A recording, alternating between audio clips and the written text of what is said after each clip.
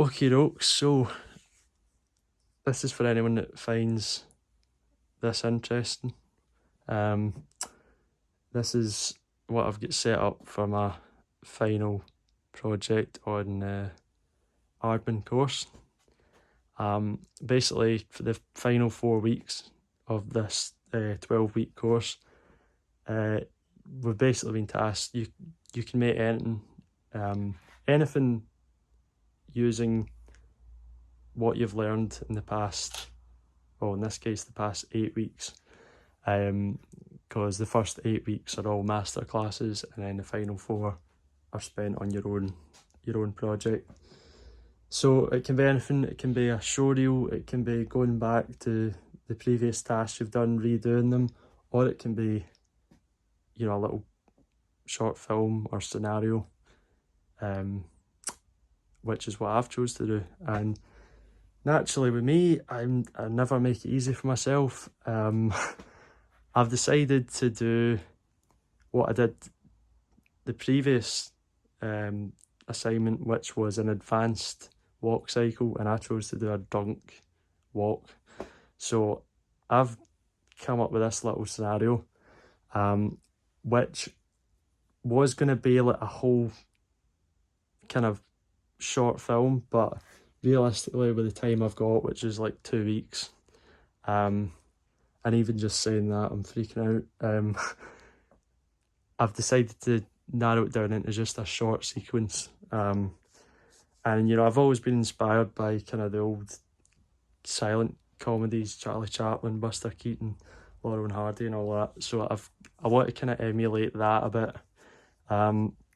So I've got this little guy who's had one too many whiskies, as you can see here, and he's on his way back from a night out, and he's gonna come round this corner, grab this lamppost. The lampost's got a metal rod down it, so it's not going anywhere. Well, I say that while it's shaking, but it's sturdy enough. He's gonna take a step, kind of like John Cleese, you know, he's Monty Python, silly walk.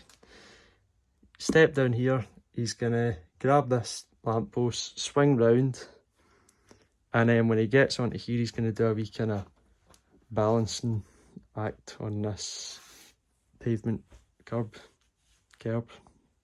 and he's gonna stop here at his front door, check the bottle's empty, drops the bottle, smashes, kind of just puts his hand on his hip and kind of, you know, casual, you know, I don't care attitude, puts the other hand on the door, and door opens and he falls straight through.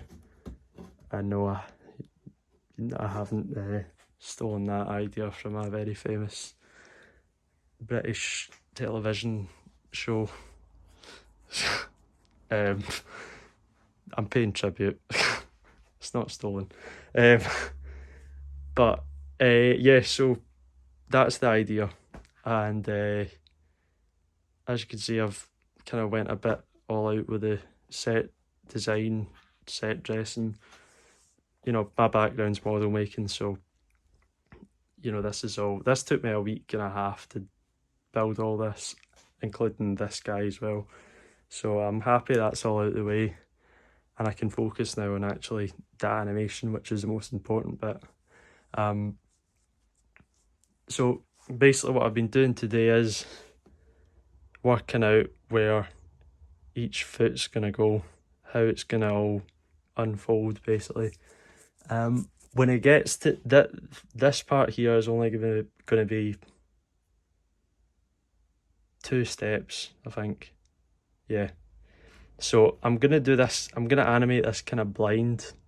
By that I mean I'm not gonna have any reference, because it's kind of hard to film that live action.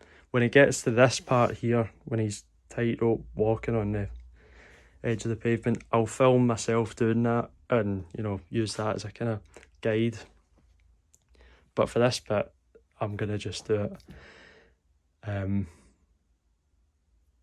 just do it at the time, you know. But yeah, so that's just mapping that out. Swings round, do that, you know, kind of 1 foot crossing in front of the other, and then of course like the head's going to be swaying, you know.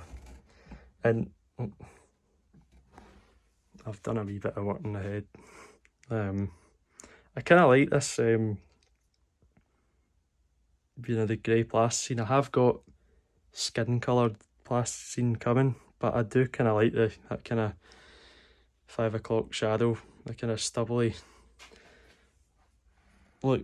It kind of fits the character a bit better. But that's the other thing is, again, today what I've been doing is tightening the joints on this, because inside this is an armature, which is basically a articulated skeleton made up of, I'll show you on this rig, it's made up of these kind of joints, and they can all be tightened with an Allen key.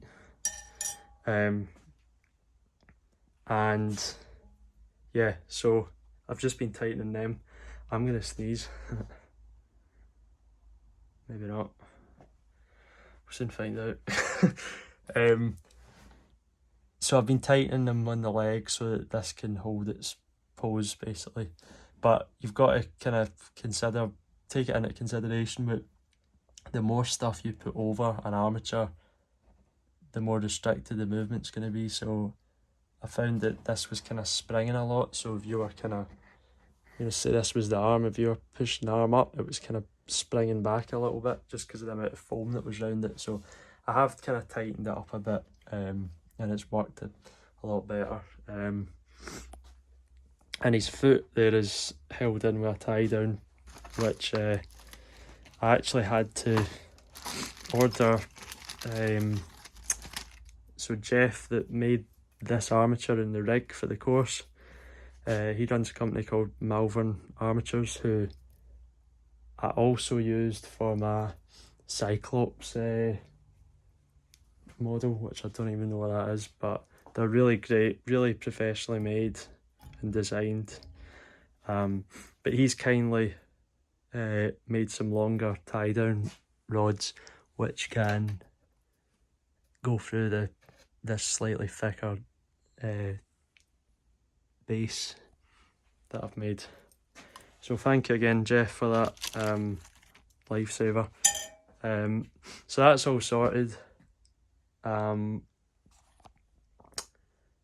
Yeah, I think that's about it in terms of where I'm at the moment. The other thing that I did notice was I was doing a few test shots, and it's not so much important for this exercise, but when it comes to when the animation's finished and it comes to editing, obviously I've got a green screen here, and with a green screen you need a really evenly lit screen in order to take out to get an even kind of key. That's what the term they use, I think. But what I was getting was, when I made this set, obviously I wasn't thinking of, you know, it being photographed. Instead of, you know, my model making mine was just like, oh, I'm seeing this, you know, in real life. I gave it a clear coat, and it made this pavement slightly glossy, so it meant that the light was reflecting the green onto this, so this was kind of had a green reflection to it, just like on this, so you can see what I mean. And it means that when you come to edit that and you want to take the green out, it's also going to take the green out in the reflection as well, so you're going to take out half the pavement basically. So we don't want that, so I've given it a bit of a sand and it's dulled it down a lot, so that crisis has been solved for the time being, hopefully. But yeah, apart from that, I think everything's going smooth so far. This is screwed down. I had to extend the table out a bit. That's another sheet of plywood. The table's hot glued onto this, so it's going nowhere. The tripod's also hot glued and duct taped to the floor. Yeah, and I've got my laptop stand with everything on it. I've done a little animatic, a kind of rough version of how it's all going to play out. So this is just me seeing if I had enough room to fit all the movements in. But this is obviously, it's a bit sped up. It's not, and obviously that's not actual animation as well. But again, it just gives you an idea of, you know, what is involved. But yeah, I'm blabbering on, so I'm gonna leave it there, and hopefully you've found this interesting. And yeah, let's fingers crossed. That's all I can do. And we'll see how it goes. So until then, cheerio.